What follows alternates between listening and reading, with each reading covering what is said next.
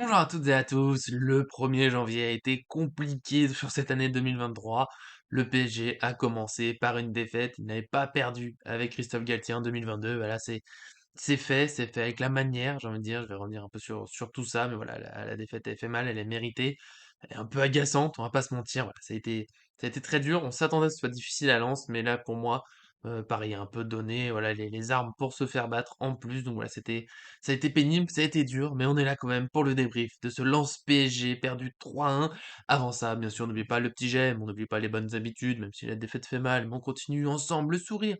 Ça fait plaisir, il faut le garder. On va faire le maximum, on va se vider un petit peu, ça fera du bien. Et puis bien sûr, abonnez-vous en activant la cloche pour ne rien manquer nos vidéos, les débriefs de match, les présentations, les infos mercato. Il y en aura peut-être durant ce mois de janvier, on verra comment ça se passe. Et maintenant, c'est le débrief de Lens PSG. Et c'est parti, on se fait du mal tous ensemble, c'est un peu comme le pansement, il faut se lancer sur ce lance PSG, puis après on pourra passer à autre chose, nos familles, le travail et autres, les prochains matchs du PSG, même si là tout de suite on a pas forcément envie de se remettre dedans, dans le cambouis, dans la difficulté, voilà, dans plein de choses négatives, il y a beaucoup de mots pour qualifier ce match, malheureusement il n'y a pas grand chose de positif à retenir, j'ai essayé, j'ai cherché, voilà, la rubrique, point positif, Ekitike a marqué, peut-être que ça lui fera du bien pour le moral, c'est toujours ça. Voilà, le PSG a perdu et c'est pas le plus grave. Je tiens à le souligner parce que perdre, ça arrive, c'est le sport, c'est le football, faut accepter quand on démarre un match que parfois on peut perdre, même avec une très grosse équipe, voilà. Il y a les surprises, il y a les fois où l'adversaire est extraordinaire, la réussite, il y a quelque chose, il y a une magie. Et là, ce qui est dur, c'est que j'ai pas le sentiment que Lens ait été extraordinaire. Lens a joué comme Lens sait le faire, de l'intensité, du pressing, un jeu rapide. C'est une belle équipe. C'est peut-être mon équipe préférée après le PSG pour les raisons de cœur, mais à regarder, Lens c'est sans doute mon équipe préférée en Ligue 1 parce que j'aime cette énergie. Voilà, il y a pas tout qui est parfait, c'est pas les meilleurs joueurs du monde à tous les postes, mais il y a beaucoup de belles choses collectivement. J'ai leur célébration. Alors oui, j'avais mal à la tête comme vous de voir le PSG jouer aussi mal, mais la célébration, voilà, avec tout le public, l'entraîneur qui chante, c'est une ambiance qu'on aime. C'est une belle équipe à suivre, un beau club. J'espère qu'ils pourront se qualifier en Ligue des Champions. Pourquoi pas? Voilà, ça change un peu. Qu'ils feront des surprises, on ne sait pas. Mais bon, pour revenir au PSG, lui, il a perdu. Encore une fois, c'est acceptable, mais le problème, comme l'a dit Christophe Galtier, c'est la manière parce que perdre comme ça, c'est dur. Perdre en donnant, presque la victoire. Alors oui, Lens a du mérite, mais que d'erreurs du côté du PSG rien que dans les positionnements, dans l'énergie, ça allait pas, il y a même pas c'est le sentiment qu'ils ont même pas essayé comme il faut de gagner ce match et même un match amical doit être mieux abordé. Voilà, il y avait pas grand-chose. On des duels où on laisse la balle à l'adversaire, on le regarde faire son contrôle, on le regarde, accélérer, on le regarde faire sa passe, on joue, nous, très doucement, on se regarde aussi entre nous. C'était imprécis, c'est presque un exploit, vu le rythme de jeu, de louper autant de passes, énormément de passes en touche, forcément, ça on les remarque, mais les passes qui sont un peu dans le dos, qui sont pas très appuyées, sur un adversaire, évidemment. Voilà, c'était un jeu de petites passes, sans être précis en plus, donc forcément, on se met en danger. J'ai beaucoup de mal à ressortir des moments bien dans ce match. On peut quand même noter je trouve qu'il y a eu du mieux après les changements. Paris a joué un peu plus haut, un peu plus agressif, a commencé à se créer des occasions. Mais en plus, avec les occasions qu'il y a eu, il a pas été efficace, notamment bien sûr cette tête de Sarabia. Bon arrêt du gardien qui est pas extraordinaire, ce qui est très bien. Il le souligne dans son interview. Il fait pas un arrêt complètement dingue, incroyable, mais il est très bien placé, ce qui lui permet de repousser cette balle. Après, Sarabia n'arrive pas à reprendre. Il y a voilà, des tirs qui n'ont pas été dangereux, des mauvaises passes. Même quand ça allait mieux, le PSG était pas parfait. Il perd 3-1 collectivement, c'est logique. Et si individuellement, il y a eu, on peut seulement trouver des joueurs qui ont été un peu moins pas bons, comme Mukele, qui s'est un peu débrouillé, un peu battu. Voilà, c'est déjà pas mal. Et puis, voilà, j'ai un peu fait le tour déjà de ce que je peux ressortir de ce match. Hakimi, quelques bonnes accélérations. On a plutôt surtout la palme malheureusement des joueurs qui ont le plus raté leur match, dans ce collectif décevant, ça fait très, très mauvais match. Pour moi, c'est Fabien Ruiz et Danilo. Alors certains parlent de Marquinhos, je vais en parler après, bien sûr que Marquinhos fait pas un grand match. Mais voilà, Fabien Ruiz, j'ai vu ses 12 ballons perdus, dans son rôle, c'est énorme. Il est censé être lui un peu le garant du jeu, de la construction, de la possession. Beaucoup perdu la balle, notamment sur le troisième but en étant, bah, à l'image de l'équipe, hein, mou, imprécis. Il loupe un peu son contrôle, il est pas prêt pour le duel, il perd le ballon, il est dépassé et bien sûr accompagné dans ce duo avec Danilo, celui qui lui fait la passe sur cette action, une passe qui le met un peu en galère, Ruiz, mais bon, il doit pouvoir mieux se débrouiller. Mais là, Danilo, bah, je l'ai beaucoup aimé sur la première partie de saison. Ça me choquait pas qu'il soit titulaire, j'avais évoqué cette possibilité dans la vidéo d'avant-match. Fou, oh là là, ouais, ouais, pour résumer son match, ouh là là, waouh! Bah, il est revenu et c'était sans doute trop tôt parce qu'il revenait de blessure et il était pas dans le rythme, il était pas précis. Alors il a récupéré quelques ballons, heureusement. Je pense que j'ai pas vu les stats, j'avoue, voilà, je débriefe sans avoir vu les chiffres exacts.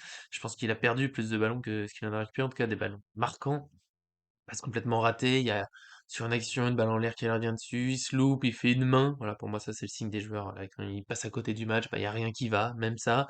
Il y a l'action, beaucoup souligné sur Twitter, évidemment, on voit Mbappé s'agacer. Alors, faut jamais s'agacer sur ses coéquipiers, mais là, je comprends qu'il soit au minimum chafouin. Une passe, c'est Fabien Ruiz qui fait une passe vers l'entrée de la surface adverse.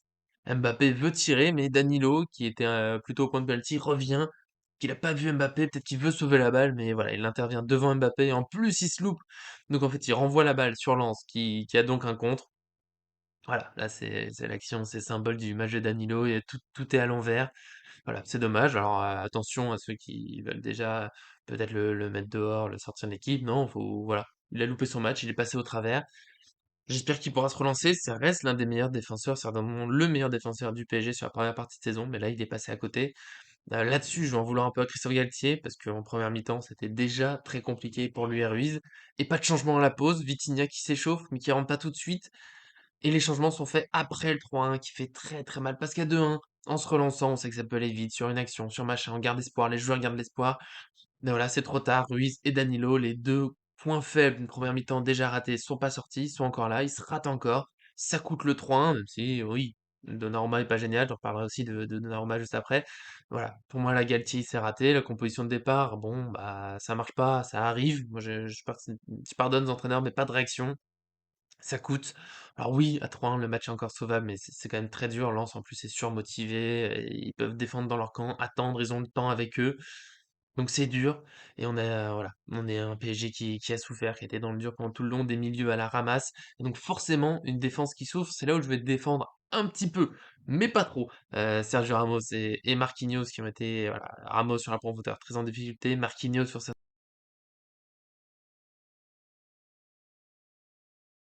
duels sur le deuxième but, où il se jette beaucoup trop vite. Je vais quand même revenir après sur le deuxième but, mais voilà. Là où je veux défendre la défense, c'est que les milieux les ont pas aidés à perdre beaucoup de ballons, à mal couvrir la défense. C'était porte ouverte, hein, Lens pouvait repartir depuis son camp, à part les premières minutes, et peut-être à la fin, encore une fois, les 20 dernières minutes, je les sauve un petit peu. Voilà, les attaquants, le pressing ne marchait pas, les milieux non plus, donc les défenseurs étaient un peu seuls. Ça aide pas à faire un grand match, forcément. Marquinhos se jette quand même beaucoup trop vite sur le deuxième but, ce tacle glissé qui part à l'autre bout du monde, alors que normalement on le sait. En plus, il a été éduqué par le fameux, le grand Thiago Silva à normalement limiter les tacles glissés. Voilà, là il s'est jeté, c'est trop facile pour Openda. Voilà, pour moi le résumé de ce match, de toute façon, c'est que c'est trop facile pour Lens. Avec en plus, et c'est là où je vais encore défendre un Marquinhos, c'est un Donnarumma qui a du talent, que j'ai défendu plusieurs fois. Mais là, il passe à côté. Je sais qu'il faut pas lui dire oui, bah, il suffit de mettre Navas. Mais à force à l'accumuler dans cette saison, est-ce que on pourrait pas laisser une seconde chance à ce gardien, l'un des meilleurs du monde depuis une dizaine d'années? Ça se discute. Petit à petit, en tout cas, Donnarumma me fait un peu peur. Il y avait eu du mieux. Là, c'est une rechute quand même assez forte. Il est inquiétant dans les sorties, il est inquiétant dans son jeu au pied, il fait pas les arrêts. La défense panique, peut-être que ça participe au tacle glissé de Marquinhos avec un gardien qui rassure pas. On se dit pas on se dit qu'il faut le sauver, le surprotéger. Quand on surprotège, ben, on fait des erreurs. Après, ça pardonne pas tout à Marquinhos, hein, qui se rate sur cette action. Mais Donnarumma, le premier but, il est pas très bien placé. Sa sortie, bah, il a le droit de mettre les deux mains pour essayer de la capter ou de la relancer plus loin que juste sur les 6 mètres. Sur ce deuxième but, je trouve qu'il peut sortir beaucoup plus vite. Une fois que le défenseur fait le tacle glissé, voilà, il est tout seul avec l'attaquant, il fait juste quelques pas, il s'arrête, il regarde. D'accord, il est grand, mais le but est vraiment très grand. Donc pour moi, faut y aller, faut pas laisser le choix à l'attaquant. C'est un peu pareil sur le troisième où oui, il est surpris, mais réagis, arrête de regarder les défenseurs, voilà, pour moi, Donnarumma a beaucoup regardé, puis il y a eu, dans ce jeu au pied, une passe, il me semble c'est sur Danilo qui rate en plus, qui a donné une action. Alors là, il a fait un arrêt. Heureusement, c'est une frappe d'extérieur à la surface au final, mais voilà, il avait Marquinhos et Ramos à côté de lui, des passes faciles. Il se complique la vie. Voilà, Donnarumma, c'est très, très difficile, de le sauver sur ce match. J'espère que ça viendra à un moment. Puis on va finir sur le dernier domaine, hein, l'animation offensive, on peut pas tout mettre de côté. Alors j'ai déjà vu beaucoup de débats, je sais que je vais peut-être me faire taper dessus. Il y a les défenseurs de Mbappé, il y a ceux qui s'en prennent à lui. Pour moi, il y a un peu des deux. Mbappé, il rate son match, il faut pouvoir le dire. C'est ce qui me gêne parfois avec Mbappé, c'est qu'on n'a plus le droit de dire qu'il a fait des erreurs parce qu'il met des buts, il met plein de buts, il a mis plein de buts, il nous a sauvés dans des matchs, évidemment, il est super décisif, c'est un super joueur, mais il peut faire plus sur ce match. Voilà. Pour moi, il doit faire beaucoup plus. Il se complique la vie. Il a appris un peu, voilà, cette habitude quand il y a pas les Neymar, Messi, que le match tourne pas bien, bah, il prend un peu le côté sauveur-dribbleur. Il veut un peu tout faire, être partout, et ça marche pas. Ça marche pas parce qu'Mbappé, il doit avoir un rôle, il doit s'inscrire dans un collectif. Quand il le fait, il est excellent. Et là, il y a plusieurs actions où Mbappé, il décroche, mais il décroche sur un coéquipier et du coup, bah, il bloque des joueurs. Il bloque, j'ai plus la mine, c'est en deuxième mi-temps, il y a une action, Sarabia sur le côté qui fait une passe en retrait pour Verratti, mais il y a Mbappé qui a décroché finalement sur Verratti, il se gêne, on perd la balle. Encore une fois. Même l'action du deuxième but que je vais faire l'analyse, il y aura l'analyse, ça sera mon analyse tactique en images, où Mbappé il peut juste avancer, prendre la profondeur, il sera servi, pas servi, tant pis, ça fait de la place. Non, il recule et il vient gêner encore son coéquipier. Alors ça excuse pas tout, les coéquipiers ont loupé beaucoup de choses. Ils ont le droit de réussir leur contrôle, même si Mbappé est pas loin.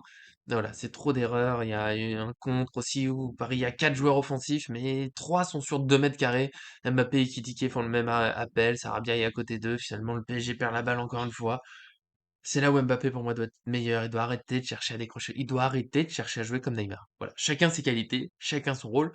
Oui, il peut créer un peu d'occasion. Oui, il peut décrocher de temps en temps quand c'est opportun. Mais il faut qu'il arrête de revenir tout le temps dans les pieds de ses coéquipiers, des Verratti et autres, même s'il le ferait peut-être moins avec des joueurs plus créatifs autour de lui. Mais on le voit aussi faire avec Neymar. Mais si des fois il se marche dessus, ça reste un axe de progression important pour le PSG, pour Mbappé, pour moi, qui le fait trop en général dans ses équipes. Voilà, mais oui, il a pas été aidé, on peut pas tout lui reprocher. J'aurais aimé qu'il tire un peu plus aussi, qu'il se casse un peu moins la tête à dribbler. C'est un petit point négatif sur tout le reste qui est si raté dans ce match, qui est si horrible. Donc voilà, ce que je retiens, moi, globalement, de ce match, je vous laisse me dire dans les commentaires ce que vous en pensez, si vous êtes d'accord avec moi. Je suis toujours ouvert au débat, ça fait plaisir, on peut discuter. Là, je suis un petit peu agacé par le match, mais discuter avec vous avec plaisir, tant que c'est dans le respect, la bonne humeur, évidemment. Bonne humeur qu'on va retrouver petit à petit au fil des vidéos. La semaine, on va l'oublier. Enfin, on va l'oublier. Ce match, il fait mal, mais ils vont se relever, ça ira mieux. Voilà, il y a plus de 4 points d'avance, mais c'est quand même 4 points d'avance. Le PSG est toujours premier, les joueurs vont revenir. Là, on a vu l'importance d'un Nuno Mendes qui est pas là et ça pique parce qu'à gauche, bah, pour l'instant, il y a personne pour le remplacer. Heu, voilà, c'est compliqué. On espère qu'ils vont vite revenir tous ces joueurs. Neymar, Messi, bah, Neymar était juste pendu, donc au moins il revient vite. Messi, on verra dans quel état de forme. Voilà, il y a beaucoup de choses. Il y a un Marquinhos à soigner, il y a un Ramos, oui, oui, oui, faut mieux les défendre. Il y a des milieux qui sont perdus. Ruiz, c'était presque une certitude avant la trêve. Là, il est un peu perdu. Soler, on sait pas quoi en faire. Enfin voilà, beaucoup d'interrogations, mais on va dire que ça ira. Il y a quand même des grands joueurs.